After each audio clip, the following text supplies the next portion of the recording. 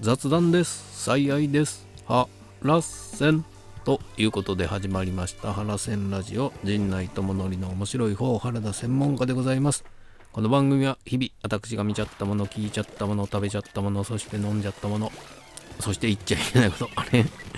何かがおかしい、なんかを話しております。ぜひチャンネル登録と高評価よろしくお願いしますということで、昨日は何をしてたかと言います。忙しい日でしてね、お昼午前中か慣れ撮りがありまして、陣内くんの新ネタの慣れ撮りをして、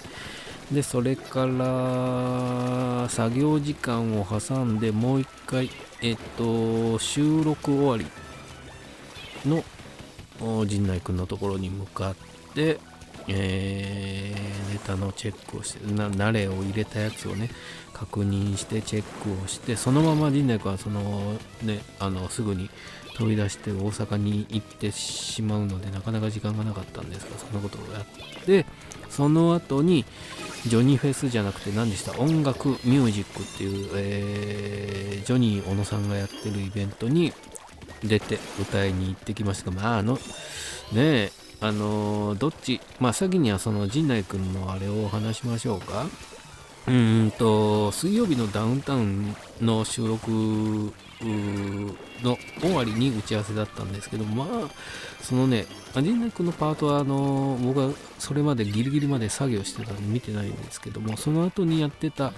のがちょっと面白そうだったんですけど、放送を楽しみたいからと思って打ち合わせ終わりすぐ出まして、見ないようにしたんですけど、すごく面白そうな内容でしたんで、お楽しみにっていうかね、僕自身が楽しみにしてるんですけど、そんなことやっておりまして、その後で、ジョニー・オノの音楽ミュージックに2曲ね、出番がね15分ぐらいあるのに2曲しか歌えねえのかって、あっこがねどうもこうもね、15分あったら3曲いけますよね。なんだったら短い曲入れたら4曲ぐらいいけるのに2曲かよね。出演者も多くて、出演者が多くて2曲なのはいいんですけど、いらないトークが長すぎるんだよな、あれ。あれほんとやめた方がいいと思うよ。特に歌う前にね、いらないトークがあるんですけど、あれほんといらないわ。ミュージックステーションの歌う前のタモさんとの絡みみたいな不毛なというかね、早くあれはスタンバイを待ってたりっていうのはあるんでしょうけどね、アイドリング時間とは思うんですけど、それにしても昨日のあれは長すぎるね。あれは本当いらない。だって後から出てきたDT なんでした、ビッグバンのね出落ち感をそこで全部ないものにしちゃったりね、で改めてまた登場、あれは本当やめた方がいいと思いますよね。終わってからのトークは別にあっていいとは思うんですけど、みたいなことをやって、いつもの2曲ですわ。腹減りの歌とチャンネルね、2曲しか歌えないってなるともう決まってその2曲ですよ最近は。本当はね、もっといろいろこのご時世に対しても言いたいことみたいなね歌を作ってたりねするんですけどもね、そんなことをやっておりました。また機会があれば出かけてって歌いたいと思いますが、そんなことをしておりまして、で見ましたです。遅くなっちゃいました。最愛の7話目ね、これもすごかったね。もう面白かったね。見ましたよね。いろんな考察動画もついでにこれを話す前に見ておったんですが、なんといってもしおり会でしたわ。7話目はしおり会、立花しおりさんがどういった経緯でこの事件に絡んできているのかというのが語られて、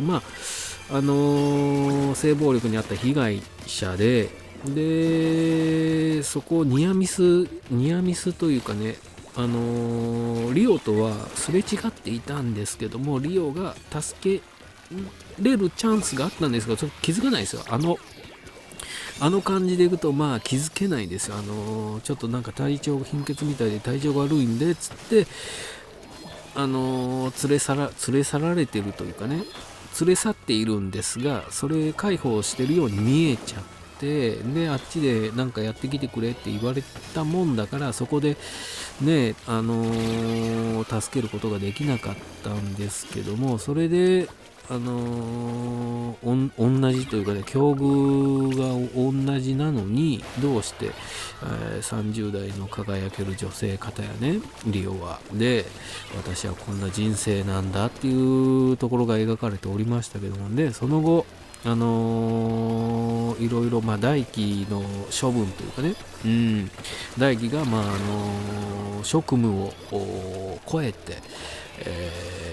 リオと会ってたりっていうのが問題になっちゃって、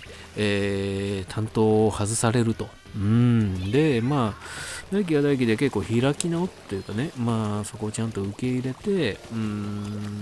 有給使いながらちょっと心の整理をしつつ、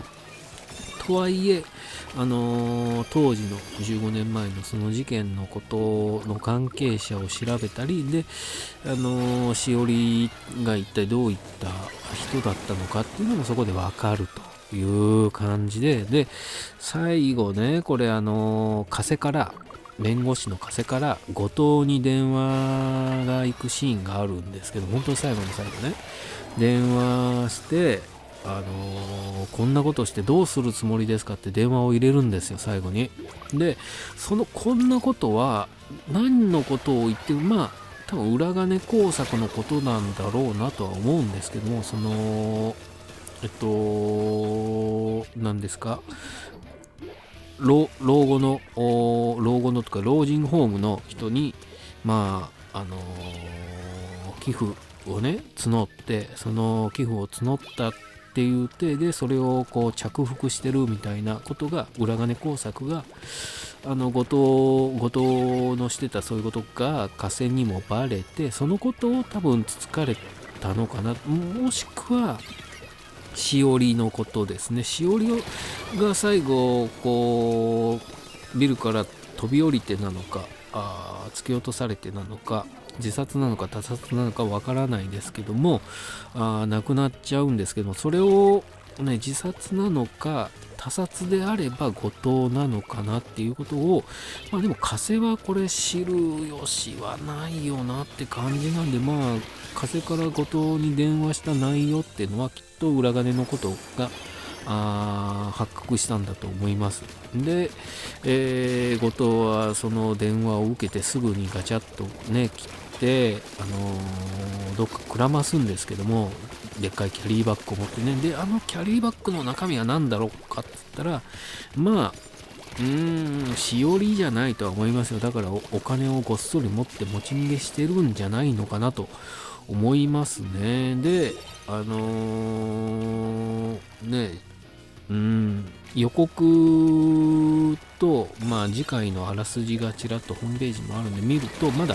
しおりのね死因はどっちかわかんないんですよ。でしおりはリオに会えていろいろその過去のことから今までに至ることを話した時に、お父さんが謝らなかった。だから誰でした、あの人、性暴力をしてたお父さん渡辺明が謝りもしなかったね。康介か、渡辺康介は当時亡くなっちゃって、報いを受けたけども、その親父は謝りもしなかった。そこに恨みを抱えてるみたいなことを言うんですね、リオに。でおそらくもしかしたらリオが渡辺明にとどめを刺したんじゃなかろうかという線がここでねふわっと上がってきて、もうおそらくね、涙の理由ね、報いを受け入れるべきだと言っていたのはおそらくしおりが手を下したのではないかと僕は思うんですが、どうなんでしょうか。そういったところも来週以降こう捜査線上にこのしおりの推しによって明らかになってくるということなんで、これいよいよ面白くなってきたのと、やっぱりね、リオと大輝の関係よ、これね。途中ユウがビール買ってくるっつって出てって、こうあわやキスするかどうかみたいな雰囲気になった時にね、お互い笑っちゃってしないんですけども、これテレビドラマだからあれしないですけども、映画だったらここでもうね、濡れ場始まってますよ。これ間違いなく。というか、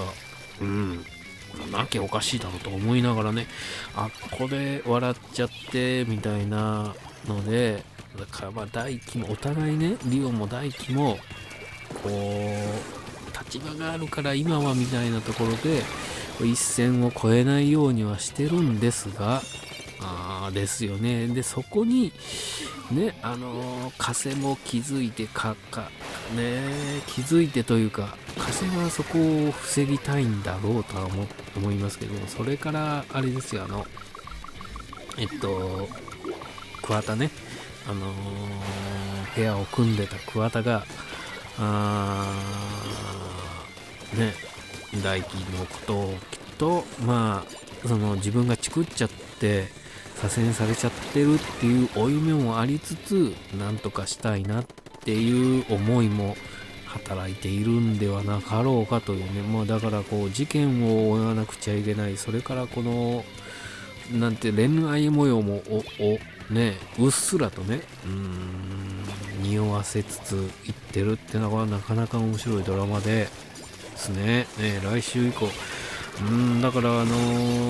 しおりの死因が何だったのかっていうところも焦点になりつつ、じゃあ渡辺明を殺したのはしおりなのかっていうことが明かされるのかな、来週以降でと思いながら楽しみにしておる、災害7話目ね、ぜひTVer なり、これは何ですか、Hulu なりで、Hulu かな、 TBS だからパラビかで見逃し配信ありますんで、ぜひご覧になってください。